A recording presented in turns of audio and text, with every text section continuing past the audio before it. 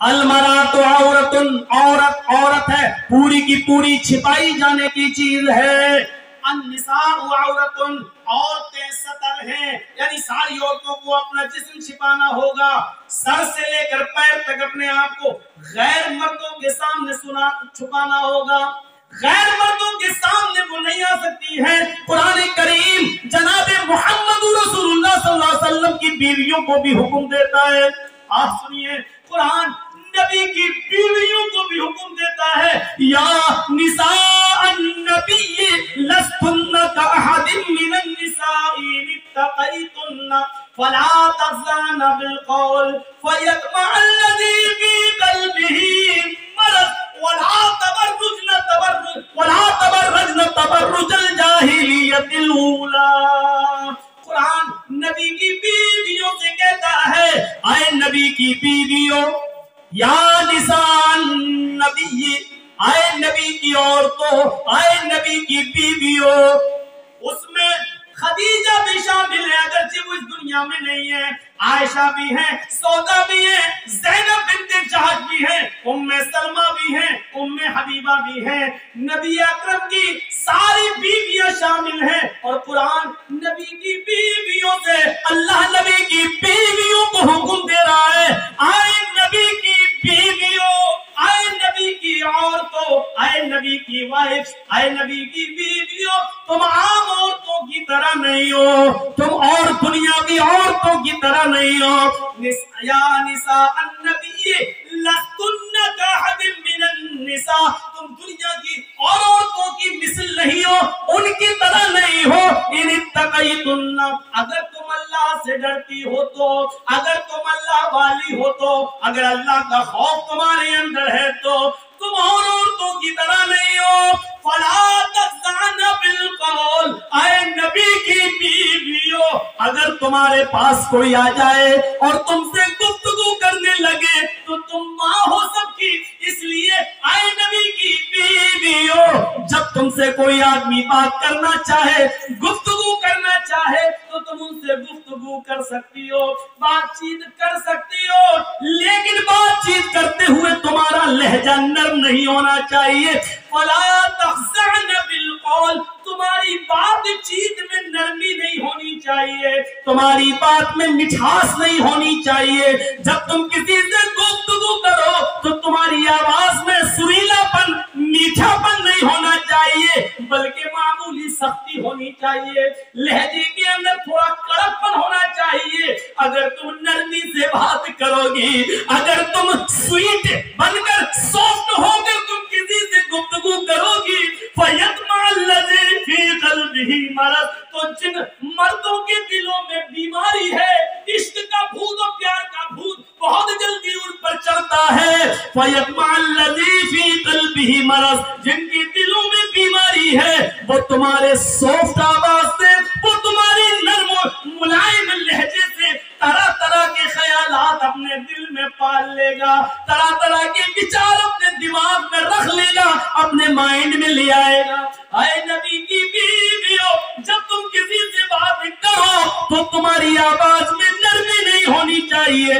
फयत्मअल्लज़ी फी क़ल्बिही मरद, वरना बीमार दिल वाले तुम्हारी सोच से, तुम्हारे नर्म लहजे से वो अपने दिमाग में, अपने माइंड में गलत ख्यालात पैदा कर लेंगे। यानी शायद ये सोच ले, होता ना किसी ने हंस के मुस्कुरा के थोड़ी सी बात कर ले, तो अब बार बार फोन होता है, रॉन्ग नंबर लग गया, हमको पढ़ा रहे हो, ये रॉन्ग नंबर बार बार लग रहा है, क्यों लग रहा है? क्यों? ये उसी सॉफ्टपन का नतीजा है। अगर पहली बार लड़की फोन उठा के कौन, क्या बात है, ये रॉन्ग नंबर लगा कैसे, क्यों आया? चलो ठीक है, पहली बार आ गया, आइंदा नहीं आना चाहिए, बस हो गया। गाली भी ना दो, हट हट चल, ये भी मत, ये कुछ कहने की जरूरत नहीं, बस आवाज में थोड़ी सी सख्ती हो, नर्म लहजा ना हो, दोबारा आपके पास कौन ले, बड़ी टाइट है। फयत्मअल्लज़ी फी क़ल्बी मरद, आए नबी की बीवियों, इस तरीके की बात, नर्म लहजा नहीं होना चाहिए। वक़र्न फी बुयूतिकुन्ना, और अपने घरों को کو مضبوطی کے ساتھ لازم پکڑ لو، اپنے گھروں سے بلا ضرورت تم باہر نہ نکلو۔ بہت سخت ضرورت ہو، بیمار ہو، ڈاکٹر کو دکھانے جانا ہے تو آپ جا سکتی ہو، ہر سنڈے کو ہی نہیں، ہر سنڈے کو اپنے مائکے جانا ہے۔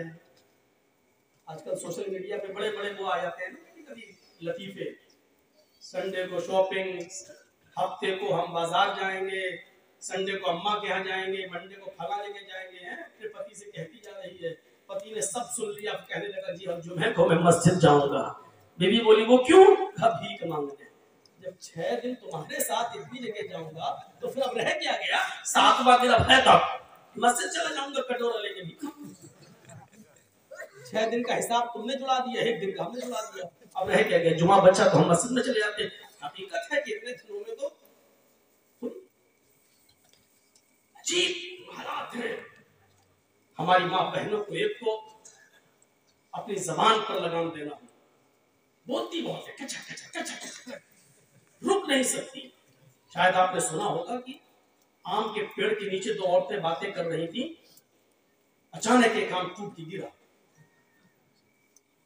ایک عورت دوسری سے کہنے لگی ارے یہ اوپر سے کیسے گر گیا؟ دوسری کچھ بتانے ہی والی تھی کہ آم خود بول بیٹھا تم دونوں کی باتیں سن کر میں پک گیا اس لیے گر گیا۔ تم دونوں کی چہچے میں سن کر میں پک گیا اس لیے گر گیا۔ پکنے کی بات یہ آم گرتا ہے کہ میں پک گیا۔ اتنا بھی کچر کچر نہیں ہو کہ دوسرا بھی پک جائے اور بول پڑے۔ تو ایک تو اپنی آواز پر کنٹرول کرنا ہوگا اور ایک اس چیز پر کنٹرول کرنا ہوگا، وَلَا تُقَرْنَ فِي بُيُوتِكُنَّ، اپنے گھروں کو لازم پکڑ لو، مضبوطی کے ساتھ پکڑ لو۔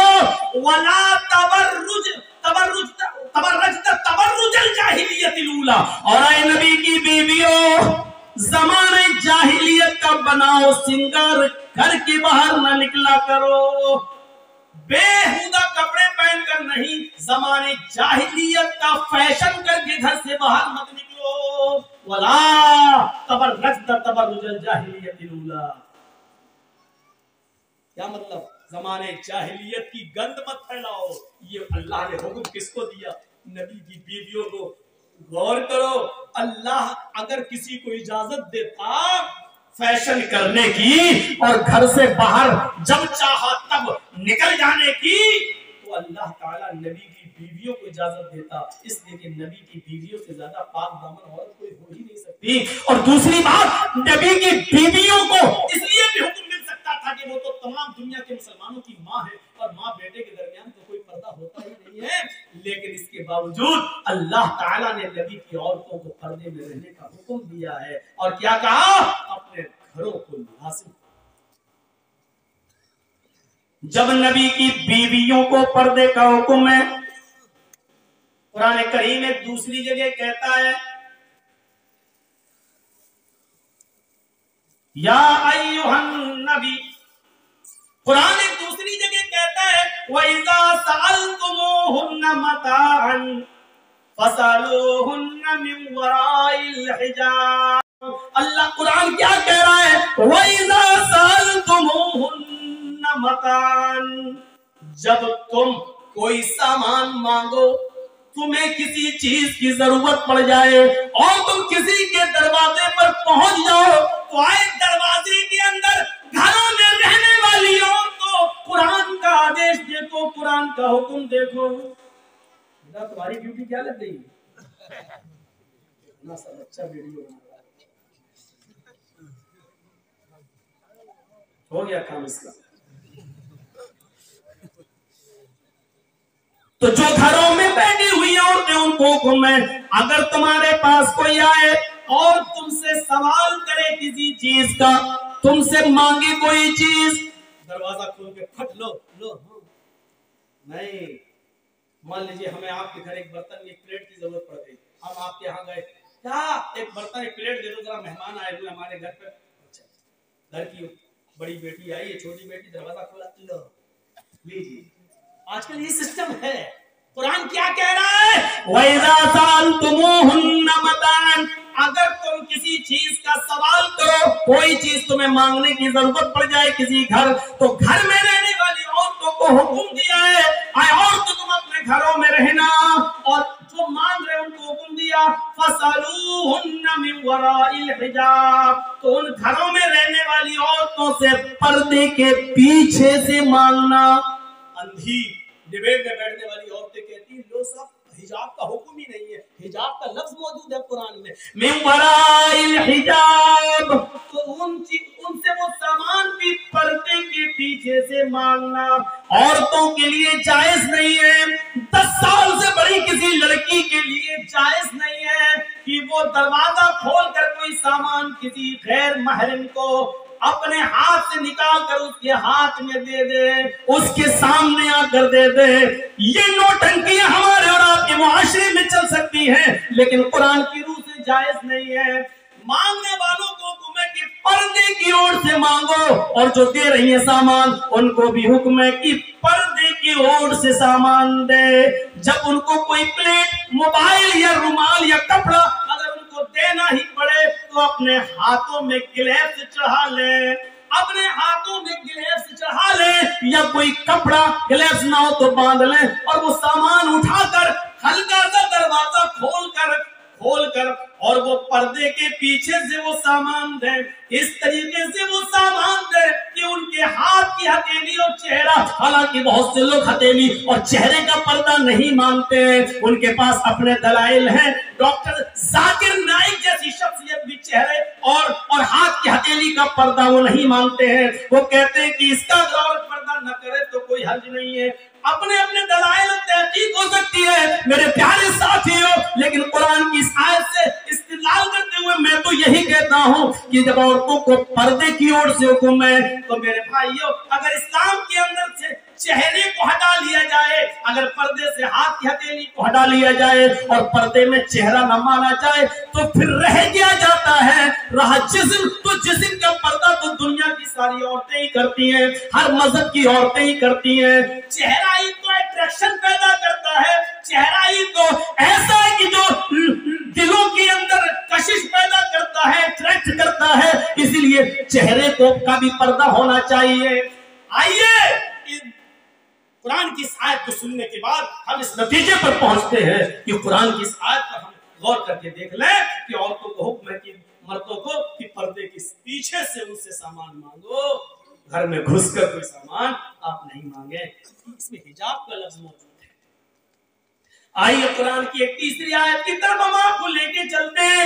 قُل لِّلْمُؤْمِنَاتِ يَغْضُضْنَ مِنْ أَبْصَارِهِنَّ وَيَحْفَظْنَ فُرُوجَهُنَّ وَلَا يُبْدِينَ زِينَتَهُنَّ إِلَّا مَا ظَهَرَ، یہی إِلَّا مَا ظَهَرَ ہے جس سے بعض لوگ چہرے اور ہاتھ کی ہتھیلیوں کا پردہ نہیں مانتے ہیں۔ ترجمہ دیکھو، قُل لِّلْمُؤْمِنَاتِ يَغْضُضْنَ مِنْ أَبْصَارِهِنَّ، اے مومنہ عورتوں، نبی اب مومنہ عورتوں سے کہہ دو، مسلمان عورتوں سے کہہ دو، کیا کہہ دو؟